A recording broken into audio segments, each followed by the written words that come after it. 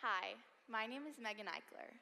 I'm a senior at Kingwood High School, and I will be attending Baylor University this fall.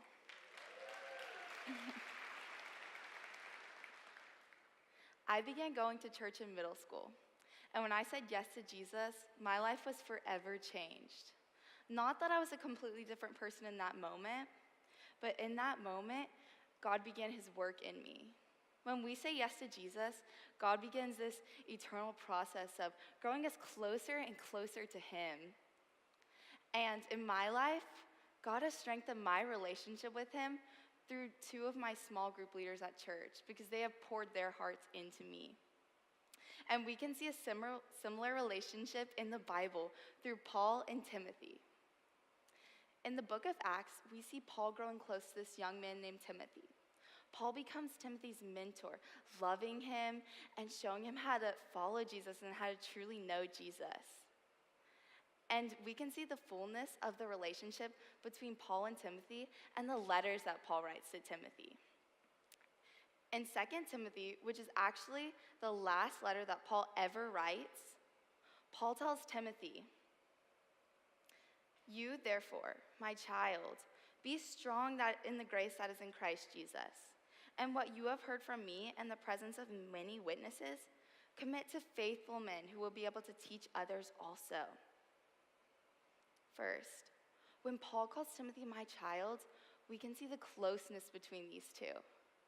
We can see that the Lord intends for our relationships to be centered around love. In my life, I've gotten to experience the love from a mentor as well. My small group leaders have loved me like a child, and they have poured their hearts into me. And next, we see that Paul reminds Timothy to remember what Paul has taught him. And of course, Paul has been teaching Timothy about Jesus. So Paul is telling Timothy, remember who God is and remember what he has done in your life. My small group leaders have taught me the same. Each week, we have a Bible study at one of my small group leaders' houses. And in 9th grade, we started reading the book of Genesis. As a senior, my small group is almost finished reading the entire New Testament.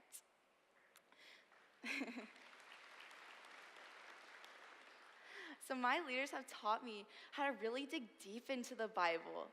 And the fact that if we aren't reading the Bible, then we can't truly know God. Because the Bible is one of the biggest ways that God speaks to us.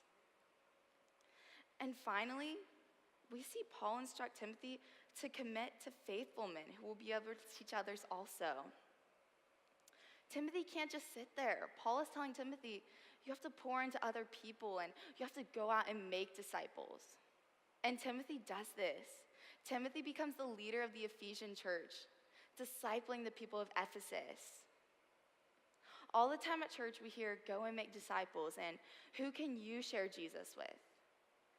And a lot of the time, I just think, I don't really have anyone to share Jesus with right now, but maybe later I can try, I guess. But after realizing the impact of someone pouring into my life, I wanted to pour into somebody else's life.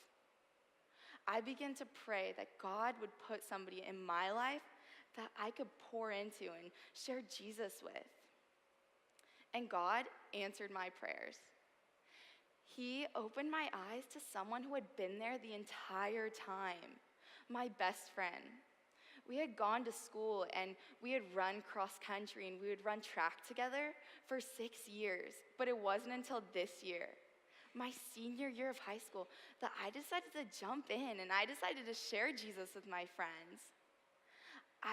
And although my friend, she was already a Christian, she, just like myself, still needed help growing in her relationship with the Lord. I began to teach my friend how to read her Bible and how to stay in the Word. I poured into my friend what my two small group leaders, Miss Phyllis and Miss Kathy, had poured into me. And it's been such a joy seeing my friend's relationship with the Lord bloom. And now, we can grow together.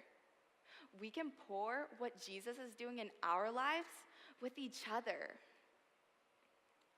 All of us who follow Christ have somebody we can pour into.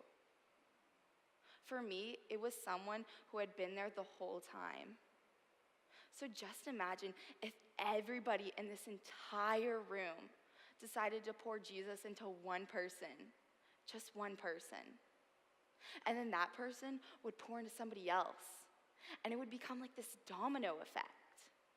And the gospel, it would spread like an uncontainable wildfire. It would spread through our families. It would spread through our schools and our churches. It would spread through our community and our country. And it would spread throughout the entire world. But we have to remember that this fire started with a flame, just one flame. What if you and me, what if we got to be that flame?